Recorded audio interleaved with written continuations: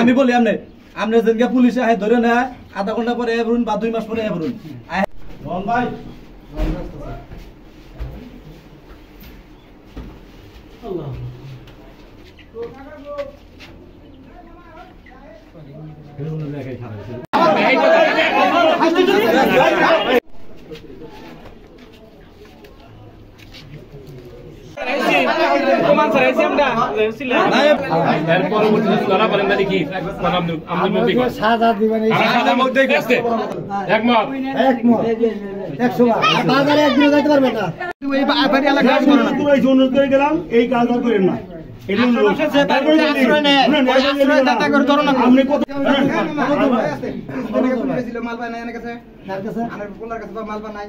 আমার পোলার কাছে কি পাইছে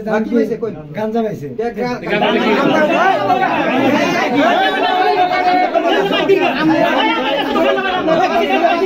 যদি করে গ্রামে করতে পারবো না কিছুদিন ভালো থাকুন বাড়িতে লোকজন হাতে থেকে রাস্তায় যা যাবে এগুলো প্রমাণ আছে এগুলো আমরা জানি আমরা এই এলাকার লোক এই রাস্তায় চলাচল করি বুঝছেন কি আমরা আজকে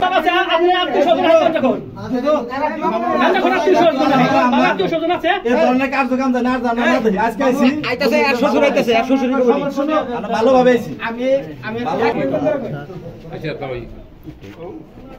আপনি কি এর আগে হিরোইন ব্যবসা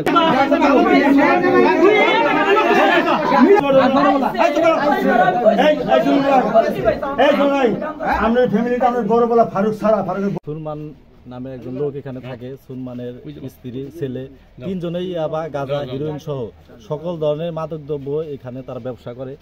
প্রতিদিন আমরা দেখি রাস্তাতে বিভিন্ন এলাকার লোকজন আসে যেগুলো আমরা চিনি না হিরোইনখোর গাঁজাখোর এই লোক এই বাড়িতে আসে এই আসে দেখি আমরা এর আগে 5-6 মাস আগে একবার শুক্রবার নামাজ পড়ে বাড়িতে আসছিলাম তারা বাড়িতে ছিল না আমরা গার্জেনদের বলে গেছি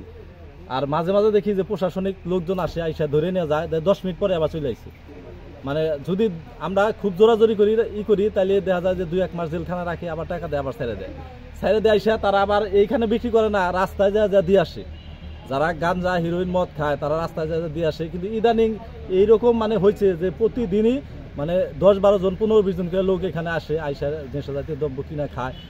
আমাদের সমাজে যারা ছেলে মেয়ে স্কুল কলেজের ছাত্র আছে এরা তো আসলে নষ্ট হয়ে যাচ্ছে এদের দেখা দেখি তারাও মানে আকৃষ্ট হচ্ছে নেশার প্রতি এই জন্য আমরা আজকে শুক্রবার নামাজ শেষে মুসল্লি গ্রামবাসী সকল মুসল্লি আসছি তাকে আমরা বলে গেলাম যে এরপরে যদি তারা এগুলো মাদকদ্রব্য বিক্রি করে তাহলে আমরা আইনানুগভাবে যে ব্যবস্থা সেই ব্যবস্থা প্রশাসনের বা ঊর্ধ্বতন কর্তৃপক্ষে জানাবো তারা যেন এর বিরুদ্ধে কঠোর আইনি ব্যবস্থা গ্রহণ করে আমি সুলমান